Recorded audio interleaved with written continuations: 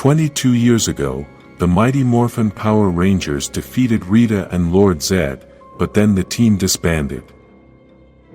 In this first page we are not told if Rita and Lord Zedd died, we are only told that the Rangers defeated them, and that could mean several things.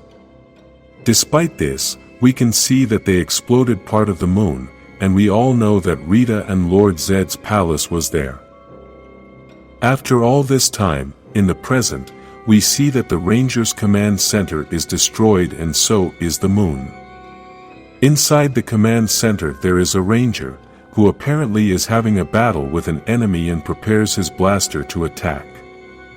This ranger is Jason, which we can notice that his suit is in bad shape and his helmet is also broken. Jason starts firing his blaster to begin his attack, but the enemy also attacks him, and we can see that the colors of the energy are yellow and pink. Jason is hit by that big energy, and we can quickly see the ranger's new enemy. Because of the darkness, we can't see this character's face and we don't know anything about him or her. What we can see is that he or she is a very powerful character, as he or she has managed to defeat Jason and has taken away his power coin. Jason wants to know who this powerful villain is, and he responds by saying that it is the past coming to haunt him. Then, with Jason's coin in his hand, the villain also tells him, "I am the future." With these words we can deduce that this powerful villain could be a character from the past that perhaps the Rangers had already defeated previously and now comes to take revenge on them. This is why we cannot rule out the possibility that Rita and Lord Zedd are still alive. In Angel Grove there is a celebration for the inauguration of the youth center, which is going to be named after Trini Kwan in honor of her life. Billy is giving a few words to all the guests at this celebration, mentions that Trini was a United Nations Human Rights Commissioner, and that she was also the longest-serving mayor in Angel Grove. This is a very important fact as it gives us more information about Trini's life after she defeated Rita and Lord Zedd.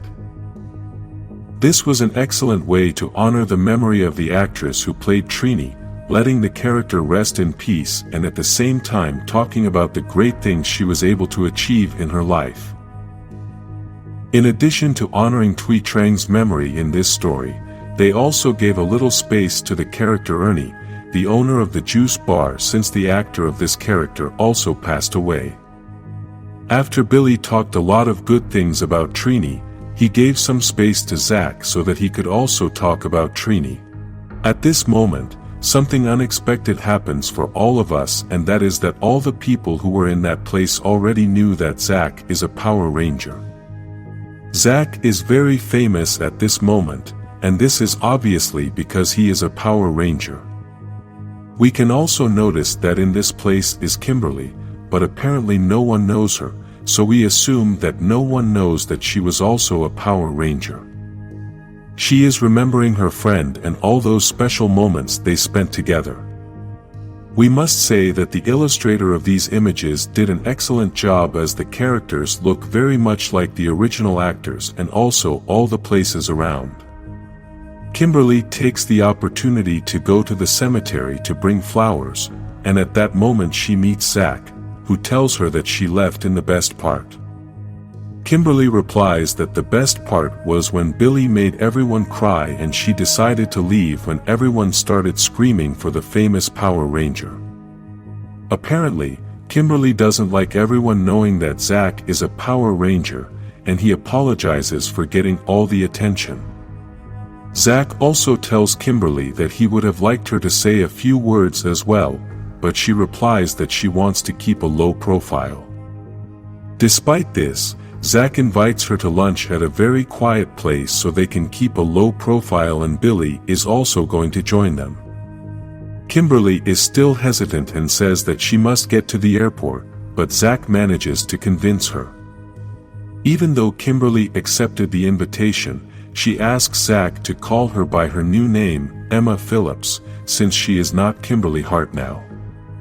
They both leave the place, and we find the terrible surprise that the grave was not Trini's, but Tommy Oliver's, who died in 2001. We can realize that in this story all the people who have also died in real life have passed away, and possibly this was done as a tribute to all of them, to let their characters rest in peace. At the restaurant, the three Rangers are enjoying a good conversation, and at the same time they let us know that Kimberly was away for a long time. Apparently, what happened in the past was so hard for Kimberly that she moved away from everyone, changed her name, and didn't even go back to see Trini before her passing. In this conversation the Rangers also revealed that Zack wrote a book talking about everything the Power Rangers did, but to protect the identity of the other team members, he said he was the only Ranger in Angel Grove. This starts a tremendous argument as Zack would like to reveal to the world that Trini was a Power Ranger as well, so everyone knows that she saved the world multiple times. Kimberly doesn't want Zack to keep revealing those secrets, since if he changes the first version he had given in his book, then everyone will realize that the other Power Rangers are her friends from school. Zack thinks that revealing that secret wouldn't be so bad since it would help Billy with his company, plus Kimberly is living in Canada under a different name, so she has nothing to lose. These words make Kimberly very angry as she feels she has nothing left and tells Zack that he can't make decisions that will affect others. Billy tries to defuse the situation by mentioning that something good came up when Zack revealed that he is a Power Ranger and that they created a clean energy hip-hop keto festival. Zack explains that this is an environmental charity event that is held once a year. They bring together a lot of artists to raise money, and it's all powered by clean energy. Billy also talks about his telecommunications company, which he created in order to raise money to finance his secret project. Billy used the data from Alpha 5's memory that he managed to save after the terrible event and has been using it to create a method of teleportation for all of humanity. The purpose of this is that they can teleport food to places in need, teleport people away from danger, or also to teleport diseases out of the human body. Billy had to use his power coin to access the grid to use that energy, but this makes Kimberly very angry since, 22 years ago they had all agreed not to be Power Rangers again. Billy and Zack explain to her that the agreement was not to transform, and they are just using the power coins to get the energy. After this, they confess to Kimberly that they invited her to lunch to talk to her about Jason and that several years ago he was a fireman, but after a big fire in which many people died, he disappeared. Jason felt responsible for not having saved all those people because he knew he had the power in his hands to save them all and he wasn't using it.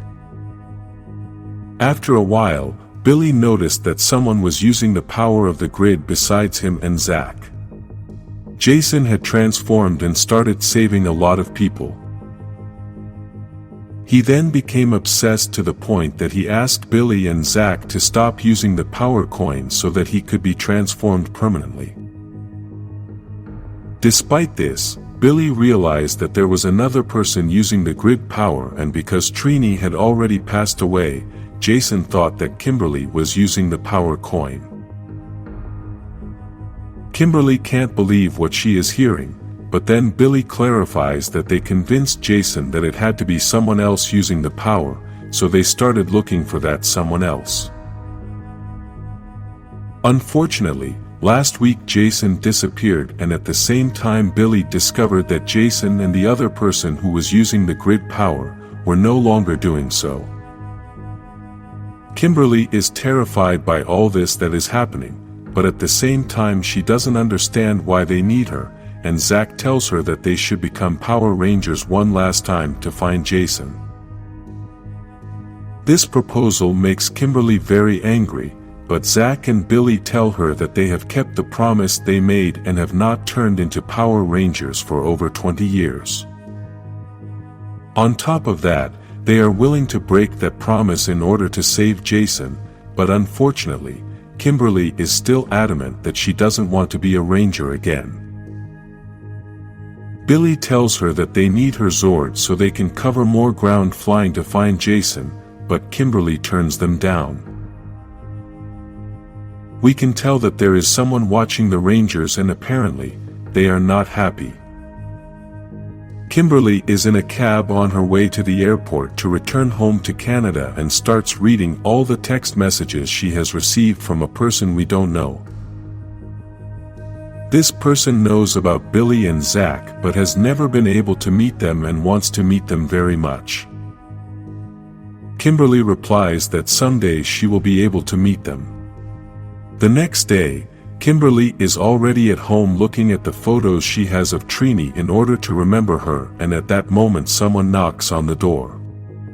We still don't know who the person who was writing the text messages is, but apparently Kimberly thought it was the same person who was knocking on the door.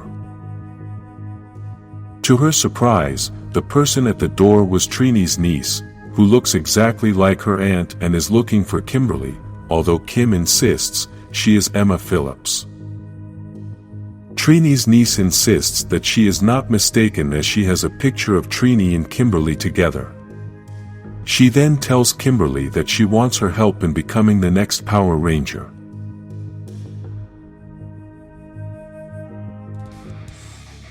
"22 years ago, Rita and Lord Zedd and their team were celebrating their victory over Zordon and Alpha 5. In this celebration you can see that they think that they have already finished with the power of the Rangers and that they will be able to dominate the world. They were preparing a powerful trap for the Rangers, and at that moment comes the opportunity they had long awaited. The Power Rangers arrived on the moon to avenge the death of Zordon and Alpha 5, but Rita and Lord Zedd were waiting for them. Rita and Lord Zedd had turned all their monsters into giant creatures, so the Power Rangers were at a disadvantage. To this we must add that there were many putty patrollers, and this made the mission even more difficult. Something important to mention in this scene is that there were only Jason, Zach, Billy and Trini, all with their Zords and ready to fight.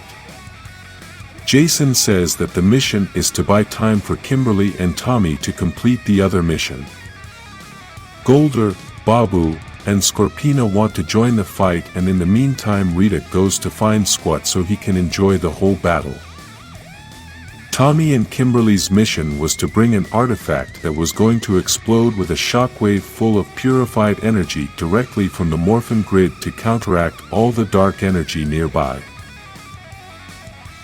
This means that all those monsters are going to be incapacitated along with Rita and Lord Zedd.